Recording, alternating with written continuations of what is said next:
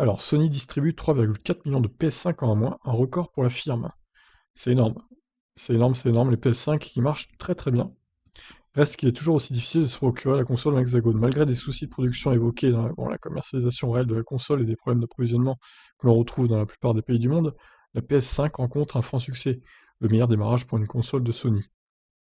En se basant sur divers fournisseurs taïwanais, DigiTimes évoque ainsi un total de 3,4 millions de consoles écoulées en l'espace de seulement 4 semaines.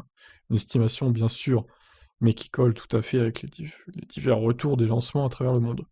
Ainsi, en France, il aurait été question de plus de 107 000 machines vendues sur la première semaine de commercialisation quand le chiffre de 340 000 consoles est évoqué. Pour le Royaume-Uni, 3 fois plus donc, incroyable. En attendant les confirmations officielles de Sony, on peut donc dire que tout va bien pour la planète PlayStation. Tellement bien que, toujours selon DigiTimes, Sony tablerait aujourd'hui sur un objectif de parc installé de 16,8 à 18 millions de PlayStation 5 d'ici la fin de l'année 2021. Là encore, il s'agirait bien sûr d'un record pour la firme japonaise. Et B, eh ben, sacré succès pour la PS5. Alors, on n'a pas les chiffres de la Xbox Series S ou X. C'est dommage, j'aimerais bien comparer, pour le coup, avec le concurrent principal en termes de vente. Peut-être qu'on les aura dans les prochaines semaines, on verra bien. En tout cas, ça part très très bien pour la PS5, malgré quelques problèmes de jeunesse, comme à chaque fois dans les consoles, j'ai envie de dire. Je vous laisse réagir. Ciao.